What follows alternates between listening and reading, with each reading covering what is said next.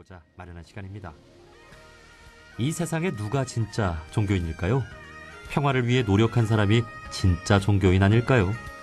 매주 이 시간 노벨 평화상 수상자들에 대해 한 사람씩 자세히 배워보고 있는데요. 오늘은 그 15번째 시간으로 1984년 노벨 평화상을 수상한 남아프리카 공화국의 데스몬드 투투에 대해 알아보겠습니다. 한국외대 아프리카 연구소 연구교수이자 평화를 만든 사람들의 공동저자 양철준 교수님 나오셨습니다. 교수님 반갑습니다. 안녕하세요. 양철준입니다. 네. 예. 자, 오늘은 교수님과 함께 노벨 평화상 수상자 데스몬드 투투에 대해 알아보려고 하는데요. 어떤 분인지 요점만 간단히 짚어서 설명을 좀 해주실까요? 예, 데스몬드 투투는 1931년생으로 현재까지 생존해 있는 인물인데 현재는 케이프타운의 성공회병의 대주교로 있죠. 남아공화국의 인종차별 정책인 아파르테이트에 대한 저항을 주도했고 인권운동가로서도 커다란 족적을 남긴 인물입니다. 반아파르테이트 활동과 인종 간 화해와 공존에 기여한 점을 인정받아 1984년 노벨 평화상을 수상했죠. 네. 신학자로서도 많이 알려져 있는데 흑인 신학, 해방 신학, 아프리카 신학을 접목시키려고 노력했던 그런 분입니다. 네. 그 오늘의 주인공 노벨 평화상 수상자가 종교인이라서 저희 프로그램에서 더 반가운 마음이 드는데요. 저희가 지난주에 이야기 나눠봤던 그 주인공이 엘버트 루틀리입니다. 이 남아공의 인종차별에 맞선 이 선구주자라고 볼 수 있다면 이 데스몬드 투투는 그에 이은 한 2세대 주자라고도 볼 수 있을까요? 그렇겠죠. 엘버트 루틀리와 데스몬드 투투, 만델라 그리고 마지막 백인 대통령이었지만 인종차별 정책을 종식시키는데 크게 기여한 드 클레르크 대통령이 노벨 평화상을 수상했죠. 네. 예. 자, 이 데스몬드 투투 최초의 흑인 또 성공회 주교인데요. 그 지금도 남아공의 종교를 보면 80%가 넘는 그 사람들이 기독교를 또 믿고 있는 것 같습니다. 이 기독교의 이 남아공에서의 역사 이 부분을 좀 살펴보고 싶은데요. 예, 말씀하신 대로 남아공의 주요 종교는 기독교인데요. 카톨릭, 화란개혁교회, 성공회가 주요 종파 혹은 교파입니다. 데스몬드 투투는 1985년부터 1996년까지 요하네스버그의 성공회 주교와 케이프타운의 대주교를 역임했는데요. 흑인 최초의 성공회 주교와 대주교에 오른 인물입니다. 그런데 이 부분에서 언급할 만한 가치가 있다고 생각되는 점은 네덜란드계 백인들인 아프리카너 민족주의 강화에 있어서 예. 화란개혁교회가 종교적 구심점으로 기능했다는 점입니다. 종교가 인종차별에 도덕적 명분을 주고 그 전위에 있었다는 것은 아주 역설적이죠. 예컨대 아프리카너 민족주의의 열렬한 옹호자이자 인종차별 정책을 제도한 다니엘 프랑스와 말란 수상은 화란개혁교회의 목사를 역임한 인물이기도 했습니다. 네. 칼이 유용하게 사용되면 식도나 수술 메스로 악용되면 흉기로 둔갑하듯이 종교도 왜곡되고 잘못된 방향으로 나가면 평화와 상생, 공생의 도구가 아니라 억압의 전위에 있음을 보여주는 전형적인 사례라고 생각됩니다. 예. 인종차별 정책의 종교적 구심점이었던 화란개혁교회가 아닌 성공의 사제와 신학자가 된 것은 데스몬드 투투의 자연스러운 결정이라고 생각됩니다. 네. 이런 명언도 있잖아요. 서구 문명의 지배를 받고 있었던 인도에서 이제 예수님은 이제 우리에게 주어졌고 이제 기독교는 가라. 이런 말도 있는데 당시 이 영국의 국교 지금도 성공회입니다만 영국의 지배를 받으면서 이제 남아공에는 성공회가 이제 널리 전해지게 되고 또 어쨌든 기독교가 지배를 강화하는데 어떤 도구로 쓰이게 됐다는 측면도 있다는 거죠. 화란개혁교회가 그렇죠. 특히. 네. 예. 네. 우리나라도 일제 강점기에 이 기독교 선교사들에 의해 학교와 병원이 생기고 이를 통해 교육과 의식 개혁에도 큰 도움을 받았는데요. 당시 이 데스몬드 투투가 자라고 활동하던 이 남아공의 상황이 좀 궁금합니다. 인종차별이 얼마나 심각한 상황이었는지요? 공식적으로 1948년에 인종차별 정책이 제도화되었으니 데스몬드 투투가 10대 후반이었던 시기죠. 아파르테이트가 도입되면서 각종 차별적 악법들이 만들어지기 시작하는데요. 예. 그가 10대 후반부터 20대를 관통하는 시기에 백인과 흑인 간 결혼을 금지하는 인종 간 결혼 금지법. 아, 전에는 결혼이 가능했나요? 이걸 아예 법적으로 금지한 거죠. 예. 그리고 인종 간의 성행위를 범죄로 규정하는 부도덕법이 시행되는 것을 시작으로 각종 악법들이 도입됩니다. 인종별로 범주하는 인구등록법, 인종별 거주지역을 분리하는 집단지역법, 공산주의 억제법, 통행법, 수영장이나 화장실 등 공공장소를 상이한 인종들이 공동으로 사용하는 것을 금지하는 편의시설 분리사용 지정법, 교육에서 인종 간 격리를 명문한 반투교육법이 속속 도입됩니다. 네. 그 이후에도 비백인들에 대한 거주지역을 지정하는 토지법, 반투자치장려법, 반투홈랜드 시민법 등의 차별적 법들이 시행되었거든요. 소웨토는 사우스웨스턴 타운십 오브 조하네스버그의 두 문자어로 요하네스버그 남서쪽 외곽의 흑인 거주구역입니다. 네. 그런데 1976년 백인 정부가 학교 과목의 절반을 백인들의 언어인 아프리칸서로 가르치는 것을 의무화하자 소웨토의 학생들이 항쟁을 벌인 거죠.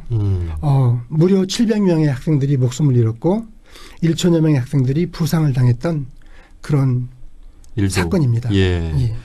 그 지금 남아공의 그 인종 퍼센테이지를 좀 보면 백인이 8%에서 9%고 흑인이 지금 대다수인데 당시에는 백인은 더 적었을 것 같은데.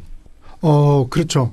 그 소수의 백인들이 사용하는 언어를 흑인들에게 강제한 것은 사실 인권에 관한 문제이기도 하죠. 자, 이렇게 인종차별이라는 부당함이 정말 크게 달했던 시대였고 그만큼 갈등도 많았던 당시였는데요. 투투는 이러한 상황을 보면서 좀 어떤 활동들을 이제 시작을 했을까요? 투투는 영국 유학을 하고 사제로서 혹은 신학자로서 평범한 삶을 살아가고 있던 그 사제였었는데요. 네. 1970년대 초반 페루의 신학자인 구스타보 구티에레스의 해방신학에 영향을 받으면서 남아공화국의 억압적 상황에 참여하기 시작했습니다. 억압적 체제하에서 침묵을 지킨다는 것은 사회적 불의와 억압을 암묵적으로 수용한다는 것으로 판단한 것 같아요. 남아공 성공회에서 고위 사제직에 오르면서 그는 사회적 불의의 목소리를 냈고 인종차별에 저항했던 사람들을 만났죠. 그는 인종차별 정책을 종식시키기 위해서는 국제사회의 적극적인 개입이 필요하다고 판단하고 남아공 백인 정권에 대한 경제 제재에 동참해 줄 것을 국제사회에 촉구했습니다. 예. 흑인으로선 최초로 남아공 교회협의회 사무총장에 오른 데스몬드 투투는 아파르테이트를 죄악이자 비기독교적, 반기독교적 정책이라고 비판하며 아파르테이트를 종식시키기 위해서 더욱 적극적으로 활동했죠. 그는 1989년 9월에는 진보적 백인들과 더불어 케이프타운에서 반아파르테이트 평화행진을 주도했으며 이를 통해서 국제사회의 관심을 이끌어내기도 했죠. 예. 자, 이 데스몬드 투투의 평화행진 그리고 이 무지개 국가를 주창하면서 평화로운 또 이 남아공 백인과 흑인이 공존하는 세상을 꿈꾸기 위해 또 여러 역할을 했는데 그 우리가 잘 알고 있는 넬슨 만델라도 이 당시 투투 주교와 동시대에 활동하던 인물인데 이 투투에 의해서 미국에 소개가 됐다면서요? 네, 투투 주교는 오늘날 전 세계에서 가장 존경받는 인물의 한 명인 넬슨 만델라의 석방을 요구한 청원을 주도했죠. 또한 그는 지미 카터 행정부에 비해 남아공 백인 정권의 우적이었던 공화당 출신의 로널드 레이건 대통령을 만나 미국 정부의 대남아공 정책의 변화를 호소하는 등 소수 백인 정권에 대한 국제사회 비판 여론을 형성하는 데 주도적 역할을 했습니다. 그리고 종교 집회에 반아파르테이트 투쟁가들에게 정치적 연설을 할 기회를 제공함으로써 남아공 인종차별의 민낯을 외부 세계에 알리는 데도 크게 기여했죠. 네. 자, 투투의 끊임없는 노력을 통해 남아공은 1994년 최초로 다인종 선거가 실시가 됩니다. 평화적인 정권 교체 후 국가 통합과 인종 간 화합을 위한 진실과 화해위원회가 설립이 되는데요. 이 데스몬드 투투가 이 위원회의 의장이 됩니다. 진실과 화해위원회는 어떤 활동을 했을까요? 예, 1994년 마침내 백인 소수 정권이 물러나고 모든 인종이 참여하는 민주적 선거를 통해 넬슨 만델라가 대통령에 올랐죠. 아파르테이트가 종식되자 데스몬드 투투는 무지개의 국가를 건설하자고 호소했는데요. 인종 간 반목과 갈등의 시대를 청산하고 모든 사람들이 피부색이나 종교에 의해 차별받지 않고 화합과 상생의 새로운 시대를 열어가자는 메타포겠죠. 네. 대통령이 취임한 넬슨 만델라는 1996년 진실과 화해위원회를 발족시켜 데스몬드 투투를 위원장에 임명했습니다. 아파르테이트가 종식되면서 인종 간 반목과 갈등의 마침표를 찍고 민족적 단합과 화해를 증진하기 위해 이 위원회를 설치한 것이죠. 인종차별 정책이 시행되던 시기에 벌어졌던 인권 침해와 폭압의 실상들을 증언하고 기록하며 차별의 가담 여부가 경미할 경우에는 사면해주기도 하는 등 네. 예, 희생자들을 위한 배상과 명예회복이 주요 임무였습니다. 뉘른베르크 전범 재판과는 달리 차별과 폭압의 가해자들을 처벌하는 데 중점을 두기보다는 필요할 경우 사면을 베풀고 용서와 포용에 방점을 두었거든요. 그런 점에서 과거의 진실을 규명하고 정의를 회복하는 데 노력함으로써 인종 간 벽을 넘어 조화로운 사회를 건설하기 위한 목적이 크다고 볼 수 있겠죠. 네. 인종차별로 인한 이 뼈아픈 역사를 갖고 있는데 이 진실과 화해위원회에서 처벌을 하기보다는 사면, 이렇게 용서와 화해를 하고 또 배상을 해주고 이러면서 백인과 흑인이 조화롭게 이제 상생할 수 있는 길을 열었다고 볼 수가 있겠네요. 예. 그렇게 평가할 수 있겠죠. 네. 노벨 평화상 수상 이후에도 데스몬드 투투는 평화를 위한 활동을 지속하고 있는 것으로 알고 있는데요. 지금까지 또 어떤 활동들을 하고 있고 그가 남아공과 또 국제사회에 끼친 영향은 어떻게 좀 볼 수 있을까요? 데스몬드 투투는 남아공의 반아파르테이트 투쟁과 진실과 화해위원회 활동에 참여했을 뿐만 아니라 아프리카의 분쟁 해결, 인권 신장을 위한 활동에도 적극 참여했어요. 예컨대 종족 대학살을 겪은 루안다에 가서 남아공의 경험을 전수해 주었고 수단의 다르푸르나 남수단과 같은 아프리카의 분쟁 지역에 가서 분쟁 해결을 위한 노력도 아끼지 않았습니다. 네. 예컨대 아시다시피 루안다에서도 후투와 투치족 간의 그 종족 대학살이 벌어졌거든요. 그런데 이제 그 당시에 루안다 전범 재판소가 유엔 재판소가 탄자니아 아루시아에 설치가 됐는데요. 그 진행 과정이 무척 더디어요. 그래서 루안다도 남아공화국의 그 경험에 따라서 종족 대학살에 가담했던 사람들을 그 경중에 따라서 처벌하거나 용서하거나 그런 식을 방법을 통해서 어떤 민족적 어떤 그 단결과 그 화합을 추구하죠. 그리고 말씀드렸듯 수단의 다르푸르 지역이나 남수단 같은 아프리카의 분쟁 지역에 가서 분쟁 해결을 위한 노력도 많이 했는데요. 이러한 노력뿐만 아니라 성소수자, 여성의 권리, 아파르테이트 이후에 심화되는 빈부격차, 팔레스타인 문제, 이스라엘의 그 팔레스타인 점령, 팔레스타인 지역 점령이라든가 그런 문제에 대해서 반대의 목소리를 냈고요. 네. 이라크 전쟁 반대 운동, 그런 활동과 기후 변화 해결 등 다양한 문제에서 진보적 목소리를 견제해왔죠. 2010년 이후로는 공인으로서의 활동을 마치고 지금은 평온한 노후를 보내고 있다고 합니다. 예, 그렇군요. 국내 이 남아공 안에서의 인종차별을 극복하고 또 민주국가를 건설하는 데 기여했을 뿐 아니라 이제 나라 안팎에 이제 세계적인 문제에도 큰 영향을 또 끼쳐왔다고 볼 수 있겠네요. 이 성공회 주교, 성공회 하면 이제 기독교의 한 교단인데 참 진보적인 교회고 정치적인 교회로 참 다양한 평화 활동을 적극적으로 하는 그런 교단인 것 같습니다. 예. 자, 우리나라도 이제 다문화 다종교 국가로 접어든 지 오래입니다.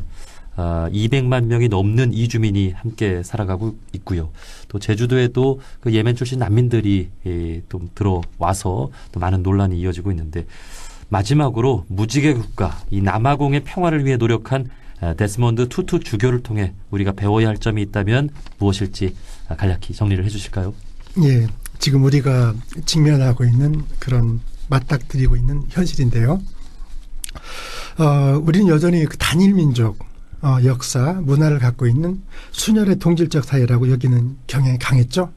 그런데 이미 우리 사회도 다인종, 다문화, 다종교 사회로 접어들었습니다. 네. 그래서 이러한 현실에서 상생의 공동체를 일궈나른 노력이 절실한 시기라고 생각돼요. 물론 사회 구성원들의 충분한 이해, 합의, 그리고 수용이 전제되어야 하는 문제라서 현실과 괴리된 이상적 모습을 그려보는 것이 조심스럽긴 하지만 타자에 대한 포용적이고 따뜻한 시선과 실천이 요구되는 그런 시기라고 생각됩니다. 네. 그 남아공의 소수 백인과 이제 다수 흑인이 지금 조화롭게 상생의 그런 민주국가를 형성해 나가고 있는 무지개 국가 남아공을 보면서 우리도 이제 이주민을 뭐 차별하고 할 것이 아니라 함께 공동체로 여기고 살아갈 수 있는 그런 방안들을 함께 고민하고 평화를 만들어 나갔으면 좋겠네요. 예. 자, 오늘 달을 가리키다 에서는 한국외대 아프리카 연구소 HK 연구 교수이자 또 한국외대에서 스와힐리어를 가르치고 계시고요. 평화를 만든 사람들의 또 공동 저자이기도 한 양철존 교수님과 함께 노벨 평화상 수상자 데스몬드 투투에 대해 알아봤습니다. 교수님 오늘 좋은 말씀 고맙습니다.